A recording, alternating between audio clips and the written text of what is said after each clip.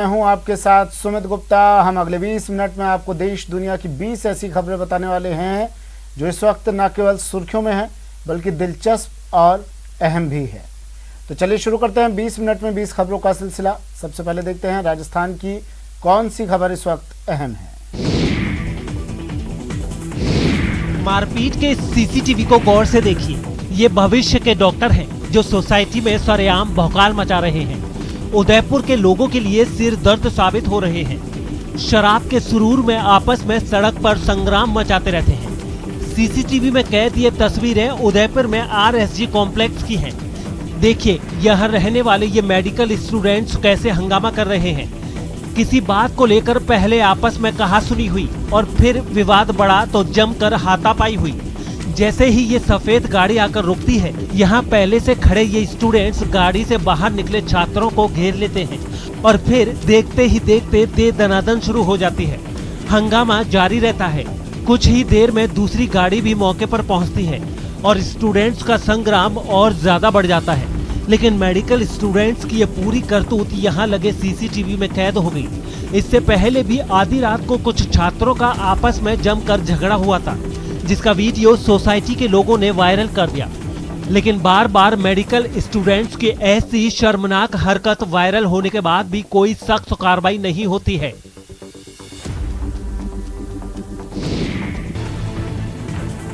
खुला खेल है अवैध वसूली का। ट्रैफिक पुलिस कर्मी कंटेनर गाड़ी के ड्राइवर से वसूली कर रहे हैं। तस्वीरें धौलपुर जिले के कोतवाली थाना इलाके में आगरा मुंबई राष्ट्रीय राजमार्ग की हैं। यहाँ इस वीडियो के जरिए कंटेनर चालक से 500 रुपए की अवैध वसूली का मामला सामने आया है। बताया जा रहा है कि ट्रैफिक पुलिस का ये हेड कांस्टेबल टीआई के नाम पर अवैध वसूली कर रहा था। ग्वालियर की तरफ से कंटेनर गाड़ी धौलपुर की तरफ आ रही थी। ओवर ब्रिज के पास बाइक सवार ट्रैफिक पुलिस के हेड कांस्टेबल ने गाड़ी को रुकवा लिया। कंटेनर चालक को नीचे उतरवाकर 500 रुपए की डिमांड कर डाली। जब कंटेनर चालक ने रुपयों की रसीद मांगी तो पुलिस कर्मी ने ट्रैफिक इंचार्ज के नाम से हवाला देकर मना कर दिया। कंटेनर चालक ने 500 रुपए ट्रैफिक पुलिस के हेड कांस्टेबल को थमा दिए। इस दौरान पूरे घटनाक्रम का वीडियो अज्ञात राहगीर ने बनाकर सोशल मीडिया पर वायरल कर दिया। वीडियो में वसूली के खेल की पोल खुली तो ट्रैफिक इंचार्ज भी एक्शन में आ गए। आरोपी ट्रैफिक पुलिस के हेड कांस्टेबल के खिलाफ पुलिस में मामला दर्ज कराया और आरोपी ट्रैफिक पुलिस के हेड कांस्टेबल को लाइन हाजिर कर दिया गया। कल दिनांक 26/6/2021 को एक वीडियो इस प्रकार का वायरल हुआ कि जिसमें टीआई के नाम पर कुछ अवैध वसूली की जा रही है। तो उस वीडियो के संबंध में जांच की जा रही है और संलिप्त कार्मिक को पुलिस लाइन रवाना किया गया। हाँ, कल एक ट्रैफिक इंचार्ज धौलपुर ने एफआईआर दर्ज कराई है। हेड कांस्टेबल हैं बबुला, उनके खिलाफ एक ट्रक से अवैध वसूली को लेकर उसके संबंध में एफआईआर दर्ज। सिर्फ 16 सेकंड का है ये वीडियो। ये वीडियो कोटा से उदयपुर जाने वाली निजी बस का है, जिसे एक जागरूक सवारी ने हमें भेजा है। ये वो सच्चाई है जिसे सरकार को भी देखना चाहिए और आपको भी। सरकार ने थोड़ी छूट क्या दे दी, लोग लापरवाही करने पर आमादा हो गए। सोचने की बात यह है कि कोरोना अभी गया नहीं है। तीसरी लहर की चेतावनी सरकार बार बार दे रही है, लेकिन इन्हें कोई फर्क नहीं पड़ता दिख रहा है।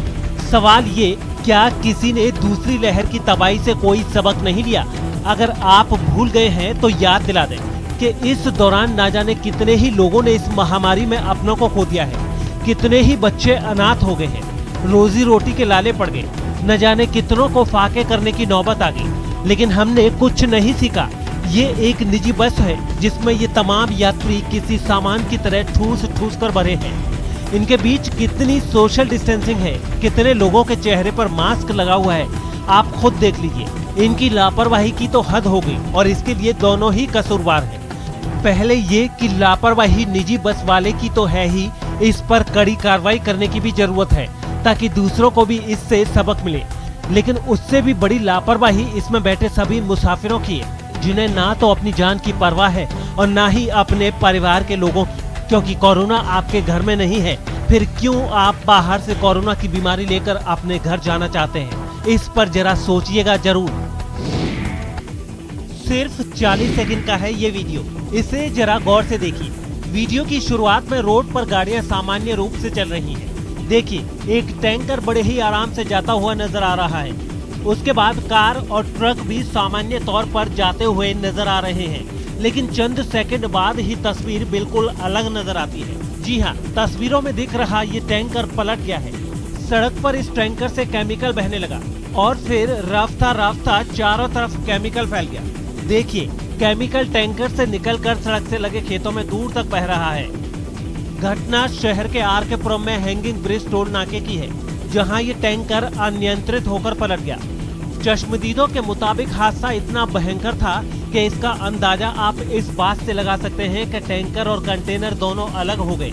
हादसे के बाद सड़क पर जाम लग गया। पुलिस ने मौके पर पहुंचकर रास्ते से टैंकर को हटाया, तब जाकर आवागमन चालू हो पाया। पुलिस के मुताबिक ड्राइवर शराब के नशे में था, लेकिन वो हादसे के बाद मौके से फरार हो गया। बताया जा रहा है कि ये टैंकर बारा झालावाड़ की तरफ से आया था और जयपुर जा रहा था। देश में पहली बार किसी सैन्य ठिकाने पर हुए ड्रोन हमले ने देश को सकते में डाल दिया। पूरा देश जम्मू में हुए धमाके से हिल गया था। ऐसे में श्री गंगानगर से सूरतगढ़ के सिलवानी गांव में संदिग्ध गुब्बारे से लोगों में हड़कंप मच गया। खुफिया एजेंसी भी इसकी जांच पड़ताल में जुट गई है। देख लीजिए, ये गुब्बारा एंटीना युक्त है, लिहाजा जिस तरह से यहाँ ये गुब्बारा मिला उससे कई सवाल भी उठने लगे हैं। सवाल ये है कि कहीं ये आतंकवादियों की साजिश तो नहीं। उपकरणों से लैस ये गुब्बारा चक 11 SLD के ग्रामीण राजकुमार के खेत में मिला। इसकी सूचना फौरन पुलिस को भी दी गई। पुलिस ने भी इसे गंभीरता से लेते हुए जांच शुरू कर दी है। हालांकि शुरुआती जांच में पुलिस ने आशंका जताई है कि ये गुब्बारा मौसम संबंधी जानकारी जुटाने के लिए छोड़ा गया होगा, लेकिन सूरतगढ़ सदर थाने की पुलिस यही मानकर नहीं चल रही है। पुलिस इस मामले को गंभीरता से लेते हुए दूसरे एंगल से भी जांच कर रही है, ताकि संदिग्ध गुब्बारे का सच सामने आ सके। जमीन में 40 फीट अंदर दबा मजदूर का शव। स्थानीय प्रशासन कर रहा रेस्क्यू का प्रयास। शव को बाहर निकालने में हो रही है दिक्कत।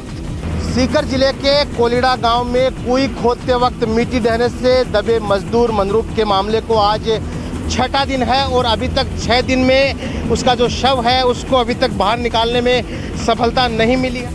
सुना आपने, जिले के कोलिडा गांव में 6 दिन पहले गटर की कुएं खोदते वक्त मिट्टी धंसने से मनरूप नाम का एक मजदूर की मौत हो गई। सूचना के बाद जिले की आपदा प्रबंधन और नागरिक सुरक्षा विभाग की टीम के साथ सिविल डिफेंस की टीम ने मनरूप के डेड बॉडी को मिट्टी से बाहर निकालने की कोशिश शुरू की।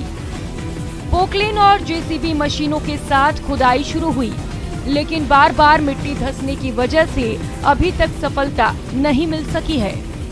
वहीं अब स्थानीय प्रशासन घटनास्थल के आसपास बेस का निर्माण टनल बनाकर मनरूप को बाहर निकालने के प्रयास में जुटा है। जी, बार बार समस्या ये आ रही है कि जैसे ही हमारी टीम नीचे निकालने के लिए जाती है, जो SDRF की टीम है, सिविल डिफेंस जयपुर की टीम है, नीचे जाती है, कल फर्मे भी लगाए थे, तो वहाँ पे जो ज़मीन है वो खोखली है, तो बार बार मिट्टी पाउडर की तरह वो बार बार नीचे धस जाती है। जैसे 10-12 फीट खोदते हैं उनको, मिट्टी वापस धस जाती है, तो बहुत ही मुश्किल आ रही है सामने।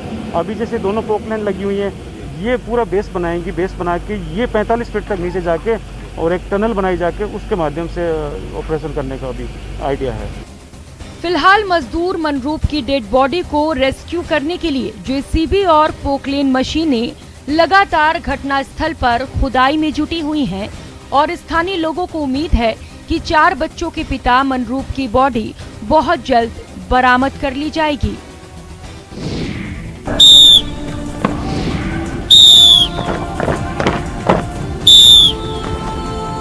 देश के जवानों की ये हैरत अंगेज ट्रेनिंग देखिए। आग के गोले से निकलते जवानों को देखिए। फौलादी सीने से रॉड को चकनाचूर करते हुए देखिए और आग की रिंग से बाइक पर सवार जवान को पार करते हुए देखिए।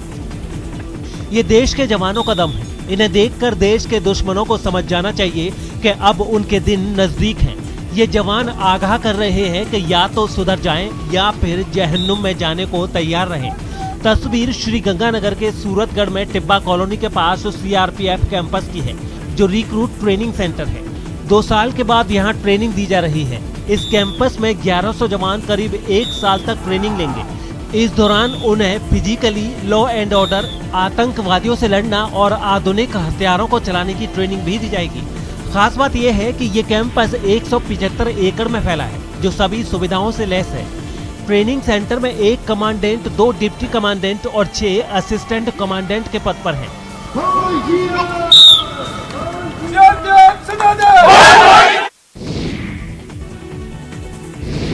इन आंखों से बहते आंसू खुशी के नहीं हैं। इन आंसुओं में छिपी है 16 साल की बिटिया की वो दर्द ए दास्तां, जिसे सुनकर किसी की भी आंख भर आए। इस बिटिया का नाम है नीतू, जिसके माँ बाप नहीं हैं। पिता ने 7 साल पहले आर्थिक तंगी में आकर खुदकुशी कर ली थी, तो उसकी माँ ने जैसे तैसे परिवार का गुजारा किया। लेकिन 1.5 साल पहले माँ ने भी उनसे नाता तोड़ दिया। माँ ने नाता विवाह करके बच्चों को बेसहारा छोड़ दिया। अब ना तो रहने के लिए ढंग की छत है और ना ही गृहस्थी, लेकिन फिर भी नीतू ने हार नहीं मानी।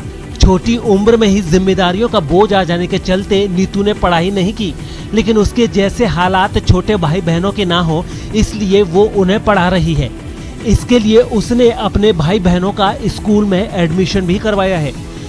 नरेगा में मजदूरी करके अपने दम पर अपने भाई बहनों की परवरिश भी कर रही है। नीतू के हौसले की सभी तारीफ कर रहे हैं, लिहाजा परिवार की हालत को देखते हुए जनप्रतिनिधियों ने भी साथ दिया। नीतू के बालिग होने पर उसका नाम हाल ही में नरेगा योजना में जुड़वा दिया। यही नहीं, नीतू का मकान भी अच्छा नहीं है, लिहाजा गांव के सरपंच और उप सरपंच नीतू को प्रधानमंत्री आवास योजना में मकान दिलाने की कोशिश कर रहे हैं। मम्मी सालभर कटेगी बार तक पप्पा ने खासा लेके संतिया ना मिस्टॉल पे जाइए ऊपर जो घर खर्चो से ले रही ना घर भी ऐसे पानी सुर एक मिस्टॉल से तो लेना है ना, अब एक मिस्टॉल से सामान लेना है ना, बारी में सामान खत्म भी गया। तो जो ग्राम पंचायत काजली खेड़ा के सरपंच सचिव से अवगत करवाकर पालनहार योजना में इसकी मां की जगह इस परिवार की जो बच्ची है, बड़ी बच्ची, इसका नाम जोड़ा जाएगा। और जो भी सरकारी मदद है, प्रधानमंत्री आवास है या अन्य कोई भी सरकारी योजना में इस परिवार को लाभान्वित किया जाएगा। सरोवर के बहुरेंगे दिन, संवरेगा गड़ीसर सरोवर। स्वर्ण नगरी जैसलमेर का ये ऐतिहासिक गड़ीसर सरोवर किसी अजूबे से कम नहीं है। सरोवर के बीच में बनी छतरियां इसकी खूबसूरती में 4 चांद लगाता है, लेकिन वक्त की मार और देखरेख के अभाव में रेगिस्तान में नखलिस्तान का एहसास करने वाले सरोवर का नूर कम पड़ गया है। लेकिन जल्द ही गड़ीसर सरोवर की खूबसूरती फिर से निखरेगी। जी हां, नगर परिषद की ओर से सिटी प्लान के तहत 72 करोड़ का डीपीआर प्रदेश सरकार को भेजा गया था, जिसमें से सरकार ने 25 करोड़ रुपए की मंजूरी दे दी है, जिससे सरोवर को संवारा जाएगा। 25 करोड़ गड़ीसर लेक के लिए सैंक्शन हुआ, उसकी जो डीपीआर तैयार हो रही है, जो RUATP द्वारा इसको इम्प्लीमेंट किया जाएगा। तो इस प्रकार से काफ़ी प्रोजेक्ट हैं और हमारे लिए ये चुनौती का विषय है कि हम इस डीपीआर को इम्प्लीमेंट करने के लिए खुद के रिसोर्सेज से राजस्व एकत्रित करेंगे। कोरोना की दूसरी लहर भले ही कमजोर पड़ चुकी है और जिंदगी पटरी पर लौटने लगी, लेकिन तीसरी लहर से इंकार नहीं किया जा सकता। खासकर कोरोना के डेल्टा प्लस वेरिएंट की खबर के बाद शहर सतर्कता बढ़ा दी गई है। दौसा के साथ ही झालावाड़ में भी तैयारियों को अंतिम रूप दिया जा रहा है। जयपुर से दौसा पहुंची चिकित्सा विभाग की टीम ने जिला अस्पताल पहुंचकर संभावित तीसरी लहर को देखते हुए अब तक की गई तैयारियों का फीडबैक लिया। साथ ही दौसा जिला अस्पताल को किस तरह की और आवश्यकताएं हैं, उनकी जरूरतों की डिमांड भी ली गई, ताकि समय रहते हुए सभी सुविधाओं व संसाधन उपलब्ध कराए जा सके। वहीं मध्य प्रदेश में डेल्टा प्लस के कई केस मिलने से सीमावर्ती जिला झालावाड़ में अलर्ट जारी कर दिया गया है। झालावाड़ जिले की सीमाएं मध्य प्रदेश के 5 जिलों से लगी हुई हैं। तो वहीं जिले के आम जनता और व्यापारियों का भी मध्य प्रदेश के इंदौर, उज्जैन, भोपाल जैसे शहरों में रोज आना जाना लगा रहता है। इसी को देखते हुए झालावाड़ जिले में भी डेल्टा वायरस संक्रमण का डर बना हुआ है। मामले में सतर्कता बरतते हुए झालावाड़ जिला कलेक्टर ने वैक्सीनेशन की गति बढ़ाने और जिले की मध्य प्रदेश से लगने वाली सभी सीमाओं पर चौकसी बढ़ाने के निर्देश दिए हैं।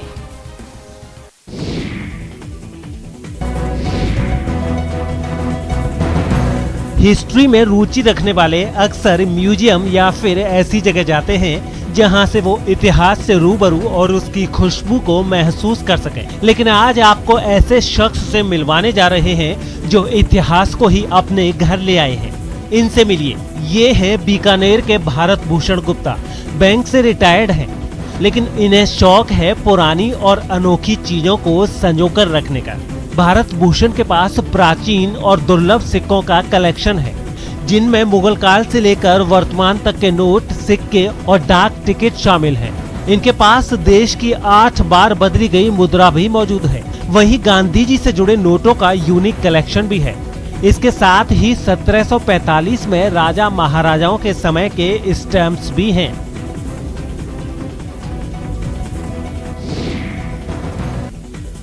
चलिए अब देख लेते हैं कुछ अन्य राज्यों की खबरें।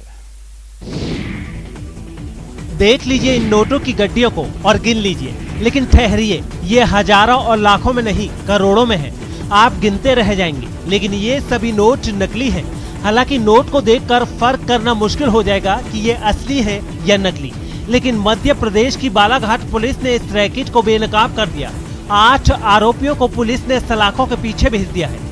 इनमें से 2 महाराष्ट्र के गोंदिया से पकड़े गए, जबकि 6 आरोपी मध्य प्रदेश से पकड़े गए हैं। यही नहीं, पुलिस ने 5 करोड़ के नकली नोट भी बरामद कर लिए हैं। इनमें 2000 से 10 रुपए के नोट शामिल हैं। बताया जा रहा है कि ये मध्य प्रदेश में अब तक की सबसे बड़ी कार्रवाई है। पुलिस के मुताबिक इन बदमाशों ने नकली नोटों को मध्य प्रदेश और महाराष्ट्र में खपाया है। अब पुलिस इनसे पूछताछ कर रही है और इनके साथ जुड़े और भी आरोपियों का पता लगा रही है। तो यही जो फेक करेंसी है, यही जब्त हुआ है जो इतनी बड़ी क्वांटिटी में, और इनके जो 3-4 जगह छापे मारे गए, बालाघाट में भी मारे गए, गोंदिया पुलिस की सहायता से गोंदिया में मारे गए, तो वहाँ पर लेकिन कोई ऐसा इक्विपमेंट या प्रिंटिंग के काम में आने वाली चीज़ें या फिर वो जो रॉ मटेरियल में पेपर है वो अभी हमारे हाथ में नहीं आया है। संभवतः वो किसी अन्य फैसिलिटी में आसपास की जगह में भी बालाघाट हो या गोंदिया हो या और किसी अन्य जगह भी कर रहे होंगे, वो हमारी विवेचना भी उस समय जारी है। इन्हें तो आप पहचानते ही होंगे, अगर नहीं तो बता दें कि ये वही मोहम्मद शरीफ हैं जिन्हें लावारिस लाशों का मसीहा कहा जाता है। ये हजारों लावारिस लाशों का वारिस बनकर उनका अंतिम संस्कार कर चुके हैं और आज भी ये ऐसा ही करते आ रहे हैं। लेकिन आज मोहम्मद शरीफ मुफलिसी का जीवन जीने को मजबूर हैं। 1.5 साल पहले भारत सरकार ने उन्हें पद्मश्री के लिए चुना था, लेकिन अभी तक उनको ये अवार्ड मिला नहीं है और ना ही उसके मिलने वाली राशि। पिछले 1.5 साल से वो इसका इंतजार कर रहे हैं। मोहम्मद शरीफ कहते हैं उनकी ये आखिरी तमन्ना है और सरकार से मांग है कि उन्हें उनके जीवन के आखिरी दिनों में पद्मश्री मिल जाए और उनके एक बेटे को सरकारी नौकरी, ताकि उन्हें थोड़ी सी राहत मिल सके। हालांकि मोहम्मद शरीफ पिछले 30 सालों से बिना लालच के लावारिस लाशों का अंतिम संस्कार कर रहे हैं और अब यही वसीयत अपने 2 बेटों को दे दी है। आपको बता दें कि 30 साल पहले उनके एक बेटे की सड़क दुर्घटना में मौत हो गई थी और उसका अंतिम संस्कार एक लावारिस लाश के तौर पर हुआ, जिससे आहत होकर उन्होंने ये लावारिस लाशों का अंतिम संस्कार करने का फैसला किया था। ये तस्वीर विजय दिवस की है। चारों तरफ जश्न का माहौल है। कहीं सड़क पर विजय दिवस की झांकी निकाली गई, तो कहीं विजय मशाल निकाली गई, तो कहीं किसी को सम्मानित किया जा रहा है। यही नहीं, भारत में हिंदू, मुस्लिम, सिख, ईसाई की एकता का संदेश भी दिया जा रहा है। संदेश ये कि अगर इस तरह से हम एक रहेंगे तो कोई भी जंग आसानी से जीत सकते हैं।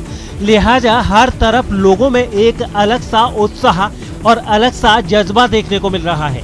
जाहिर है कि ये जीत का जश्न है। ये 1971 के विजय दिवस का जश्न है। 4 मशाल दिल्ली से चारों जानिब रवाना हुई थी। जो शुमाली जानिब जो आई वो हरियाणा, पंजाब से होते हुए आज बारामूला पहुंची।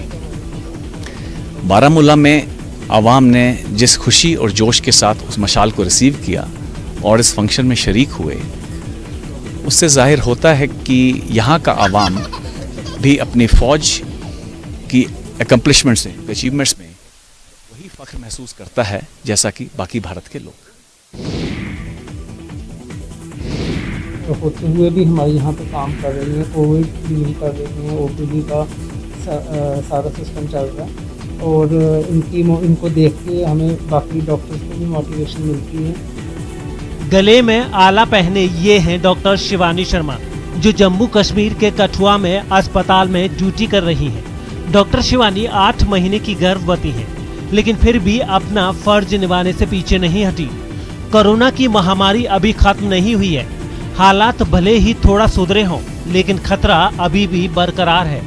ऐसे हालात में डॉक्टर शिवानी शर्मा को छुट्टी मिल सकती है, वो घर पर आराम कर सकती हैं, लेकिन डॉक्टर शिवानी ने ऐसा कुछ भी नहीं किया।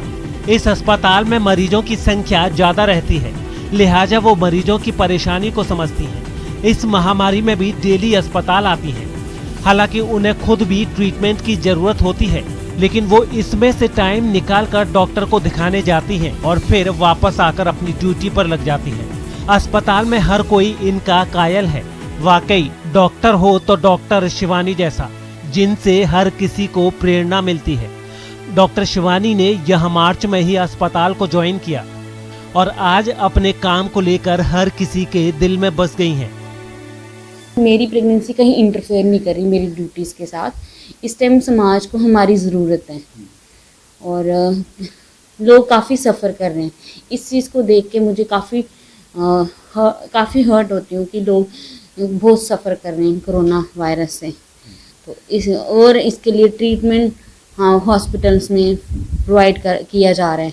हॉस्पिटल्स में mostly staff, paramedical staff, doctor सबकी ज़रूरत है और मैं अपने आप को एक सौभाग्यशाली समझती हूँ। इस टाइम पे मैं लोगों की सेवा कर पा रही हूँ।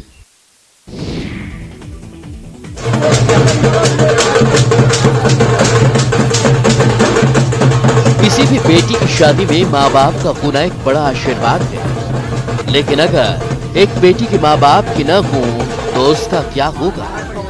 इस सवाल का जवाब दिया धमतरी के नयापारा वार्ड के लोगों ने। ये किसी बेसहारा गरीब बेटी का मंडप सजाकर प्रिया धीवर बेहद गरीब परिवार से ताल्लुक रखती है। गरीबी और बीमारी ने उसके माता और पिता का जीवन छीन लिया, जिसके बाद वो बेसहारा हो गई। उसका जीवन किसी तरह चलता रहा। अब उसकी उम्र शादी की हो चली थी। इस सपने को सच कर दिखाया उसके वार्ड वालों ने। ऐसे धूमधाम से शादी रचाई कि पता ही नहीं चला। इतने अच्छे कि मेरा हेल्प कर रहे हैं, सकलोर से आ रहे हैं। रिश्ता कैसे तय हुआ? कौन गया था बात करने? कैसे बात? बड़ी मम्मी गई, वहाँ से आए।